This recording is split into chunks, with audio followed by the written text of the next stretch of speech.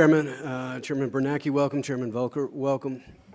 Chairman Bernanke, I've been an outspoken proponent of having a Federal Reserve that restricts itself to the conduct of monetary policy tied to specific inflation targets.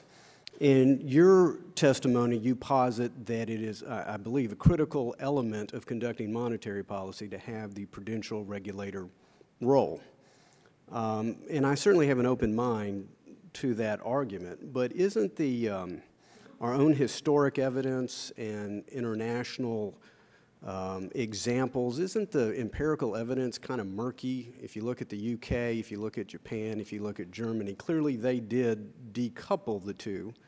They had similar economic challenges that we had. We didn't decouple. So can you please elaborate on the evidence that is out there that might be convincing to members of this committee?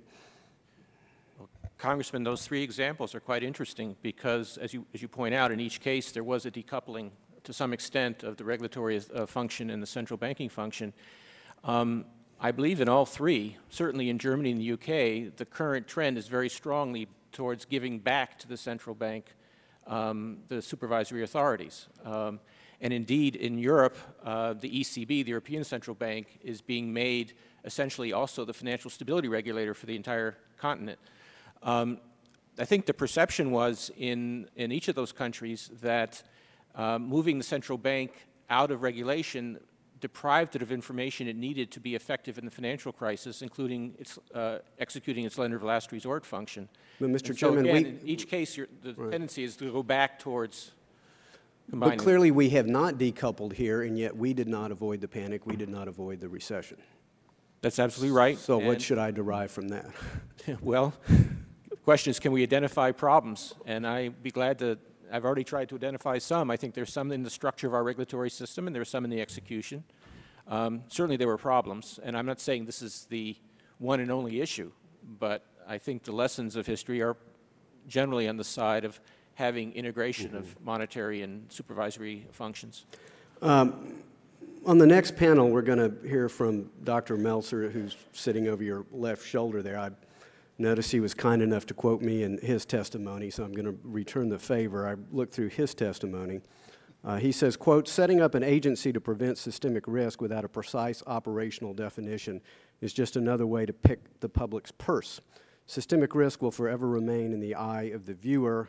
Instead of shifting losses onto those that cause them, systemic risk regulation will continue to transfer cost to the taxpayer," which clearly again takes us back to the whole question of too big to fail. So I guess I have a two-part question here, and that is indeed the concept of a systemically significant firm, is it really in the eye of the beholder? And if so, in order for you to execute your charge of maximum employment and price stability, is it not counterproductive to have any type of designation of a fund that creates the impression, again, that there are firms that are too big to fail? Is there not another method, a resolution authority, as you have argued for, that would avoid creation of an explicit fund? And would there not be could not the proper application of capital and liquidity standards be used in order to avoid the designation of too big to fail, but essentially solve the problem? I think what you just said was very, very cogent. I agree with most of it. I think the fund could very well be exposed, which would mean that the industry, not the taxpayer, would bear any cost.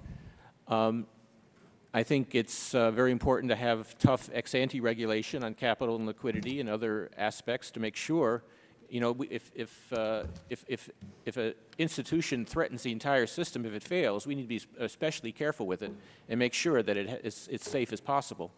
But in particular, going back to a question that was raised earlier, we really have to address too big to fail. And that means that the resolution regime that we devise has got to be one that makes sure that certainly all the providers of capital including subordinated debt and convertible capital and so on, will be wiped out, that they will not be protected, and that the authorities have the ability to go further up the obligations to the extent that it's consistent with stability. So we need to create market discipline. We can only do that if people actually believe they're going to take losses. We didn't have the flexibility in '08 when we were dealing with these crises. We didn't have the flexibility in many cases to impose losses without creating the bankruptcy that we were trying to avoid. So with a well-designed resolution regime, we can impose losses, and that will bring market discipline back to the system. Gentleman's time has expired. The gentleman lady from